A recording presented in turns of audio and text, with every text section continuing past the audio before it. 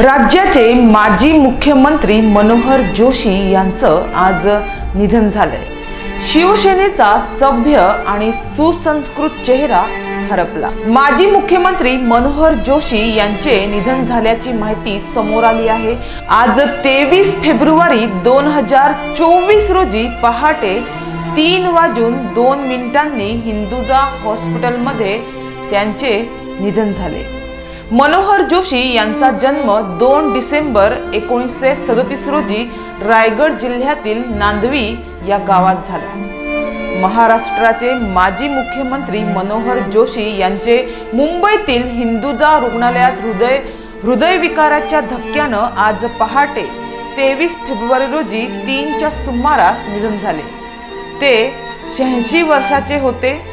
2च दिवसांपूर्वी म्हणजे 21 फेब्रुवारी रोजी मनोहर जोशींना अस्वस्थ वाटू लागल्यानं हिंदुजा रुग्णालयात त्यांना भरती करण्यात आलं होतं। त्यांना हृदयविकाराचा झटका आल्याचे निदान झाल्याने त्यांच्यावर अतिदक्षता विभागात उपचार सुरू होते।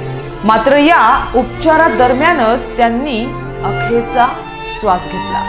त्यांच्या निधनाने राजकीय वर्तुळावर शोककळा पसरली आहे। त्यांच्या निधनाबद्दल अनेकांनी दुःख व्यक्त करत त्यांना श्रद्धांजली वाहिली। शिवसेनेचे संस्थापक दिवंगत बाळासाहेब ठाकरे यांच्या निकटवर्तीयांपैकी मनोहर जोशी होते।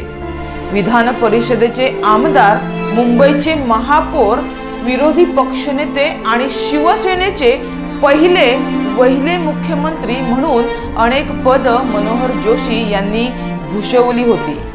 गेल्या अनेक दिवसांपासून प्रकृती खराब असल्यानं ते महाराष्ट्राच्या सक्रिय राजकारणापासून दूर होते। तर अंत्यदर्शनासाठी त्यांचं पार्थिव माटुंगा पश्चिम रुपारेल कॉलेज जवळील W54 या त्यांच्या सध्याच्या निवासस्थानी सकाळी 11 ते दुपारी 2 या वेळेत ठेवण्यात येणार आहे। दुपारी 2 नंतर अंत्ययात्रा सुरू होईल।